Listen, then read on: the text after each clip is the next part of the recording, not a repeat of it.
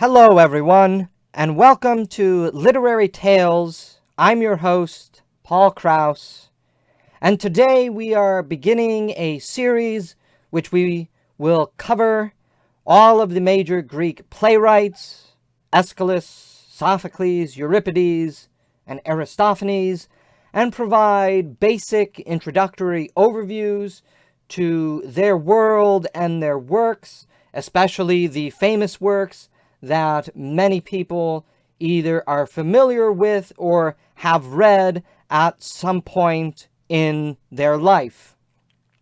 So Aeschylus is considered the greatest of the Greek playwrights. His Oresteia remains one of the few tripartite classics of Western literature, a play and its threefold movement, serving as a stirring window into the progression and development of antique literature and consciousness. The 20th century classicist C.J. Harrington argued that the Oresteia includes a gradual climb from torment through testing into the light. Why is Aeschylus the acme of the Greek playwright tradition, and why is he so important? On one hand, Aeschylus is great because his work is the manifestation of a long literary, philosophical, and pathological tradition that was wrestling with the cosmogonic idea of strife. On another hand, it is because his works represent the ideal movement of humanity from strife, rage, and hate, pathos, to justice, love, and persuasion, logos, which is the very spirit of civilization after all these millennia. But before we can delve into Aeschylus in greater detail, I want to provide again some context to the Greek poetic and literary tradition, namely Hesiod and Homer, so that we can see the pathological cosmos being developed over the course of the Greek literary tradition. So Hesiod's Theogony is a sublimely violent poem where the muses sing praises to the gods who engage in patricide and usurpation. The gods, which were conceived in lust and hatred, have nothing but lust and hatred toward their fathers, Uranus among the Titans and Kronos among the Olympians. Kronos castrates Uranus, and his blood and phallus fall to the earth and sea, giving rise to the monsters and birthing Aphrodite from the open womb of Thalassa, the primordial goddess of the sea. Strife reigns supreme in Hesiod's grand epic, and it is that which the muses sing in praise of. Giambattista Vico argued that sublime poetry is the first and primitive instantiation of logos in human life. While Homer may have composed his grand epics before Hesiod, or around the same time, it is without question that Hesiod's cosmos is the older one. Homer's cosmos, while retaining much of the strife of Hesiod, is radically subversive. In this respect, Homer was the radical, altering the Greek understanding of the cosmos, while Hesiod was the reactionary, trying to preserve, if not otherwise return, to the more ancient cosmos of strife, blood, and guts. Homer's Iliad is a majestic epic of love. I have treated this subject in greater detail in my essay, Homer's Iliad and the Shield of Love and Strife, and the companion lecture here at Literary Tales dealing with the grand cosmos of love and strife within Homer's great epic. But this, again, is important for us to understand, even briefly, when dealing with Aeschylus. Where Hesiod's muses sing of tyrannical gods, Homer's muses sing of a rage-filled man in faraway Ilium, who, over the course of the epic, learns something new about the meaning of life through the ingenious pen of Homer. Achilles is initially moved by his passions, but by epic's end, comes to learn love by ordering his passions to something new and grander than just rage. The defining image of Homer's Iliad is the shield he receives after the death of Patroclus. The shield is emblazoned with two images: a seemingly peaceful city celebrating a wedding day which, upon closer inspection, is filled with strife. Surrounding that first image is the second image of a city at war. The strife is more apparent in the second image. The strife experienced from war has led all persons, young and old, male and female, soldier and non-combatant, to be focused. In strife, Homer subtly informs us, there is the possibility of ordering our passions to something good, something beautiful, something productive. There is, in Homer, an outlet for pathos, to be good, beautiful, and wholesome. When rage-filled Achilles goes on his killing spree after the death of Patroclus, he slaughters the sons of Priam with his culling hand and spear. Lycaon throws himself shamelessly at the feet of Achilles and begs for his life. Achilles refuses to show pity and mercilessly cuts open his bowels, and his intestines spill out onto the sand and over Achilles' own feet. After slaying Hector, he attempts to defile his body, but the gods prevent Hector's bodily destruction. In the most remarkable conclusion of Homer, Priam enters the tent of Achilles and throws himself at the feet of Achilles, just as Lycaon had done. Homer inverts the image and outcome in this recapitulation of images, and Homer plays on and pays homage to many images of Greek mythological lore throughout his epic. Rather than brutally cut down Priam, as he did many of Priam's sons, Achilles learns to love and weeps with Priam instead. They shed tears together in each other's arms. Homer takes the strife-filled cosmos of Hesiod and his predecessors and turns it on its head by arguing that the cosmos is filled with strife and love, and that love may heal the strife-filled world, if even for a brief moment. That is why Homer's Iliad ends so fittingly, even though we know Troy is still to be sacked and Achilles killed. Enter Aeschylus in this grand, pathological, cosmogonic tradition within Greek literature, which I think is the proper way to fully understand Aeschylus and his genius, as well as the role that Aeschylus is playing in the further development of the Greek pathological and cosmogonic ideal, as well as their cosmogonic tradition. The Oresteia includes the conclusion of Agamemnon's life. The first play in his trilogy opens with a lookout guard, restless and as if imprisoned, because of his duty and the restlessness that he feels. He is completely on edge and disordered, though he looks up at the stars he knows by heart. The starry skies cannot guide him to the gods because he is an imprisoned watcher, and his disquietude sets the ominous stage for the rest of the play.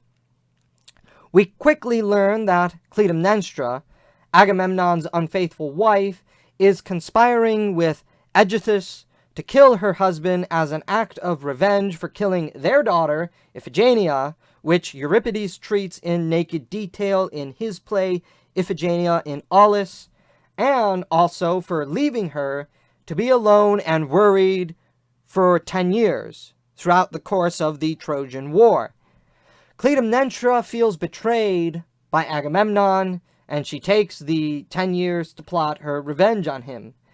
Agamemnon's love for her was less than his lust for power. As such, the world of Agamemnon is one that is restless, cold, and as if a prison cell of torment. The chorus hauntingly chants, on the eve of Agamemnon's murder, "The lust for power never dies. Men cannot have enough." The play ends, of course, in murder. It concludes with Clytemnestra recapitulating the old cosmogonic world of strife and power as she stands over the dead bodies of Agamemnon and Cassandra, whom she cut down in cold blood.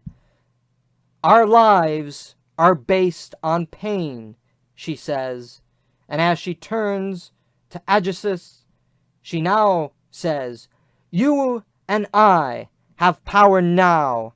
We will set the house in order once and for all." Order, in this bleak and ancient outlook, the Hesiodic cosmos of pure pathos leading to rage and death, is brought about by power, and not love or persuasion. At least, not in the first movement of Aeschylus's trilogy anyway. But this is not where the Oresteia Arc ends. It continues. The libation bearers opens not with a restless imprisonment, but with a prayer to the gods and a plea for salvation. The opening sets the tone for all three plays, and the second act of the trilogy captures Orestes in pain and needing purgation, but also his dependence on the gods, who were largely absent in the brutal world of politicking and murderous scheming in Agamemnon. It is also the case that when we are introduced to Electra at the gravesite, where she meets Orestes, and Orestes tells her of the plan on how they will hatch revenge, that you again see the opening of the play prefiguring or foreshadowing what the rest of the play will deal with.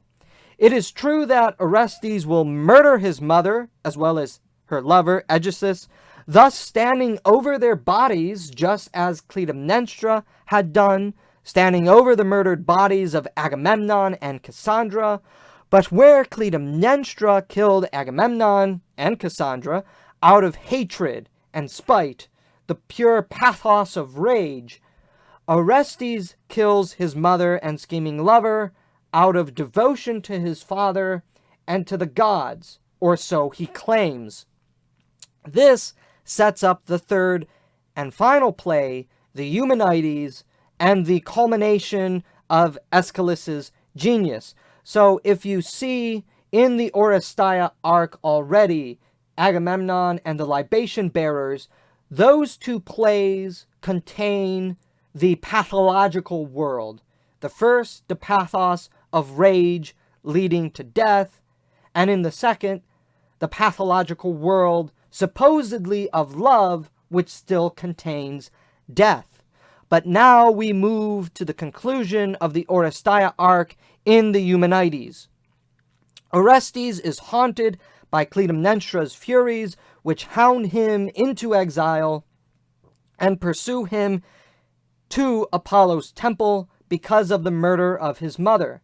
But before those haunting images of a man pursued by the furies of conscience, Pythia opens the third act by discussing piety, destiny, and free will, and the importance of love and the family.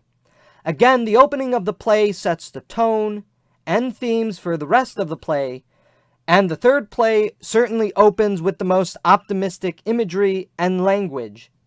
The Furies are not just the spirits of Clytemnestra, they are the link between the dead and the living. The Furies act as intermediaries of sorts between the realm of the breathless dead and the pulsating living. That the Furies hound Orestes also signifies that they are more than just Clytemnestra's ghosts. They are the psyche of Orestes, who is haunted over his deed. The Furies are the unconscious moral law written on the hearts of humans, which remind us of our misdeeds and gross violations. The Furies are awakened by Clytemnestra's wrath and pursue Orestes to Athena and Apollo, straight to the gods of reason and justice, incidentally. And we should realize to whom the Furies pursue Orestes to. Which gods, in particular, do the Furies chase or move Orestes to?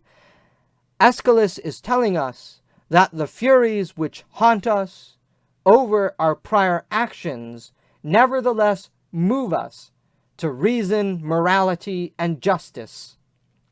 It is the court case before Athena and Apollo which is the enduring achievement of Aeschylus. The Furies demand justice for the murder. Orestes appeals that he had done what he had done because it was the command of Apollo and because he had loved his father. No wife, and certainly no mother, would ever do what Clytemnestra had done, or so Orestes appeals. The showdown pits instinct and persuasion against reason. That supposedly high and noble ideal that finally enters Greek literature through the pen of Aeschylus rather than the pen of the philosophers.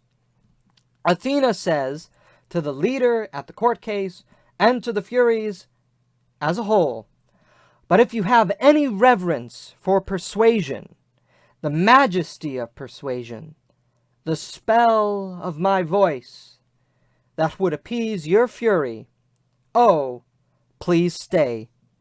The Furies cry out for justice in the form of revenge, which would just continue the lustful and bloody cycle of death that the Oresteia is dealing with. Athena, however, convinces the Furies that she has not supplanted or superseded their authority or even their prestige. On the contrary, she makes them realize that what they desire, justice, is something good and rational. The manner in which they sought to manifest justice, however, was the problem. The Furies cry and wail at first, but suddenly join with Athena. Love conquers hate and brings healing. Give joy in return for joy, one common will for love, and one hate with one strong heart. Such union heals 1,000 ills of man, the Furies chant after being persuaded by Athena and receiving a name change to the Eumenides, a sort of baptism to represent them as a new creation, the new creation that Athena and Apollo, persuasion and justice are building in this dark pathological world surrounded by death. So the Furies sing with Athena at the trilogy's end. Cry, cry in triumph, carry on the dancing on and on. The peace between Athena's people and their guests must never end. All-seeing Zeus and fate embrace. Down they come to urge our union on. Cry, cry in triumph, carry on the dancing on and on. Aeschylus's cosmos is not without bloodshed, violence, and torment. He has not completely shed the reality of patricide, filicide, and bloodlust, which characterize the Hesiotic cosmos. Nor is Aeschylus's cosmos the first instantiation of love, penetrating the dark and fatalistic abyss of struggle. Homer achieved that within the scope of Greek literature. But Aeschylus's cosmos goes beyond Homer's in presenting reason, persuasion, as an integral aspect of the cosmos that was otherwise absent in Homer. It is Athena, not Zeus, in Aeschylus's work that is the central god or goddess. Furthermore, the house of Atreus, which represents humanity as a whole, also goes through a metamorphosis over the course of the trilogy. The human actors were imprisoned, restless, and lustful in Agamemnon.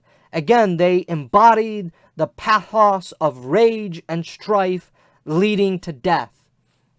The human actors are moved to passion and force in the libation bearers, as the end of their restless lust displayed in the previous play. However, in the libation bearers, that pathos of rage is directed to something good and noble, namely love, or so that is the claim of Orestes, that his pathos, his rage he feels over the death of his father and the abuse that Electra faces at the hands of Clytemnestra and Aeschylus, is turned to something good. He takes his pathos and moves it to murder, but not out of hatred, but out of love. But even this, according to Aeschylus, is insufficient. The human actors are finally moved to reason, persuasion, and justice when it comes to the Eumenides, as Aeschylus completes the threefold movement from restless lust to persuasive justice. It is through struggle and conflict with flesh and blood, and with conscience, that causes the great leap forward, according to Aeschylus. In wrestling in the muck and mud, we do not remain there. We lift ourselves out of it. We proceed from restless passion to directed rage, and finally to ordered reason and the birth of civilization. And we should also mention that the birth of civilization is premised on persuasion, love, and justice. As we note, or as we can note, in Agamemnon and the libation bearers, the world of pure pathos, leading either to rage and strife, or the pathos leading to love, which still ends in murder, cannot produce civilization. The political order in the first two plays is destroyed, but the political order in the third play is one that we are building together. The Oresteia is a window into the sad and sorry trials and experiences that pushed Orestes, who I think is the embodiment of all of us, to seek persuasion, justice, and the joy found in persuasion and justice. Moreover, Aeschylus is a window into the development of the tension between instinct and strife, with reason and order, in the larger context of ancient Greek literature. By the time we reach Euripides, we see the destruction of Aeschylus' synthesis from the cosmogonies of Hesiod and Homer, where the gods are central characters in all three of these poet-playwrights. The gods and humans depicted by Euripides, the great cynic, is a return to the insufficiency of the pantheon and the ideal of persuasion. In trying to understand why Medea slaughters her children, why the depraved and enslaved women of Bacchus rip Pentheus limb from limb, and why the women of Troy, or even the daughters of men, Iphigenia, are brutally objectified and sacrificed, we must have Aeschylus in our mind when reading the horse stories of Euripides. Was the union of love and persuasion, as entailed by Aeschylus, really the gateway to the eradication of love in the name of persuasion?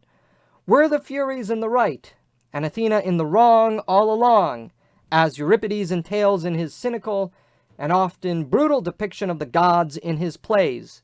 Can love and persuasion coexist, or are we doomed to fatalistic strife? Aeschylus is essential reading for anyone wrestling with these questions, as well as being a prophet in the darkness, or a demon masquerading as an angel of light, depending on how one peers into the sacristy of the Greek gods wrestled with by luminaries such as Hesiod, Homer, Aeschylus, Sophocles, Euripides, Socrates, Plato, Aristotle, and St. Paul, St. Cyprian, and St. Augustine, among many others. Aeschylus' cosmos, I would argue, is one where love and persuasion, order and freedom, justice and punishment are all tied together in one grand synthesis. The world that we often strive to achieve is the world that Aeschylus hoped to achieve more than 2.5 millennia ago. As such, Aeschylus remains the enduring playwright, perhaps laughing at us, or weeping with us in our struggle, like the Furies and Orestes, to seek justice, to do justice, and to love without hatred or rage. And isn't that the enduring pursuit of human civilization?